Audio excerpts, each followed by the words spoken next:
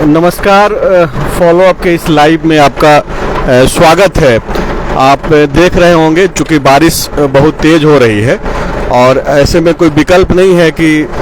गाड़ी से निकल करके आपसे जो है वो तस्वीरें बाहर से और नज़दीक से दिखाई जाए। तो आप देखिए कि राजभवन के बाहर, ये राजभवन का मुख्य दरवाज़ा है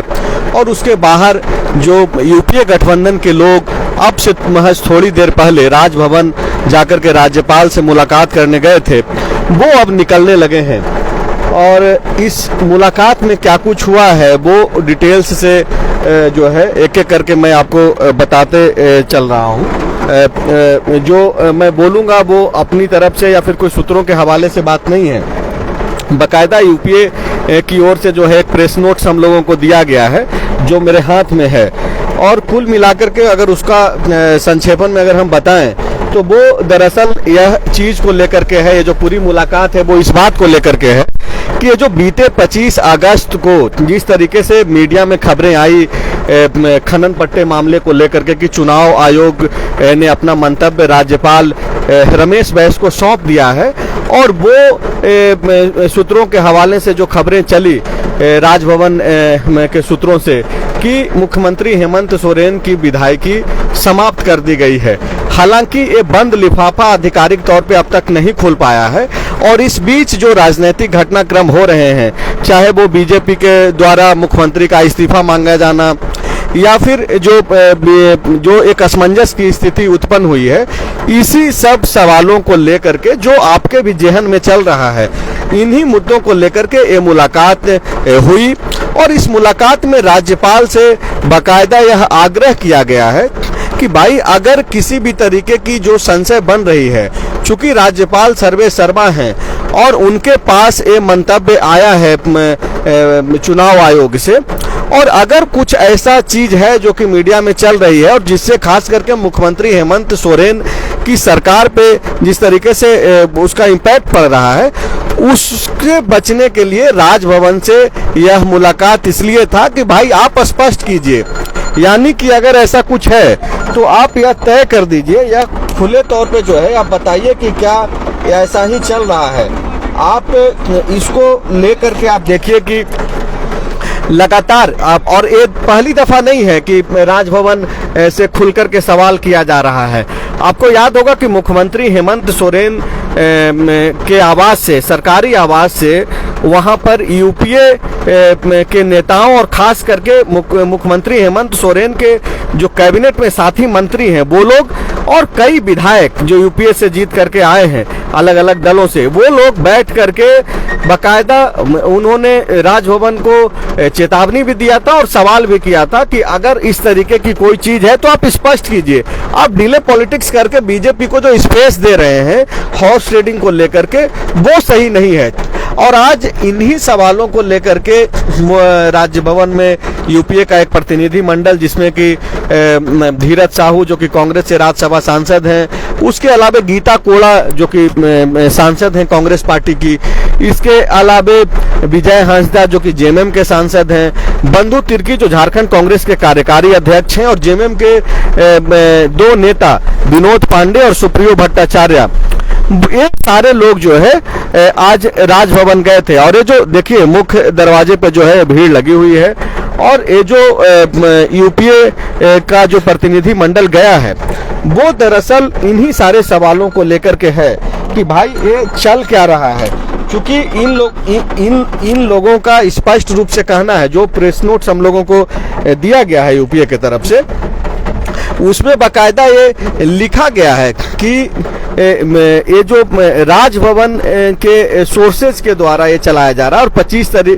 25 तारीख यानी कि 25 अगस्त से ये खबरें चल रही है। मतलब कि जो चाहे वो प्रिंट मीडिया हो, इलेक्ट्रॉनिक मीडिया हो या फिर न्यू मीडिया जिसका हिस्सा हम लोग हैं, तो इन सब चीजों पे जिस तरीके से जो खबरें आ रही है मुख्यमंत्री हेमंत सोरेन की विधायकी को लेकर के, और जो उसका सरकार के सेहत पे जो फर्क पड़ रहा है, इन्हीं सब सवालों से जो है वो राजभवन को रूबरू कराने के लिए ये लोग यूपीए के लोग गए हैं। और दरअसल इनका जो डिमांड है वो यही है कि ये जो राजभवन की जो चुप्पी है वो और बाकी सारे सवालों को बल दे रही है। तो ऐसे में राजभवन को चाहिए कि वो स्पष्ट कर दें। एक तरीके से हमने पहले भी आपको फॉलो अप पे यह बताया है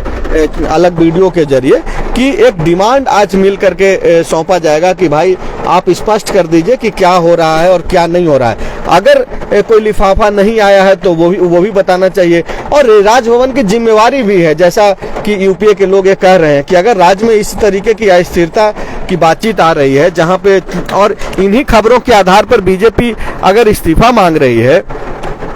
कई सारे जो है कामकाज पे उसका असर पड़ रहा है, तो ये लोकतांत्रिक व्यवस्था में ठीक नहीं है कि ऐसे दौर में राजभवन चुप रहे। तो एक तरीके से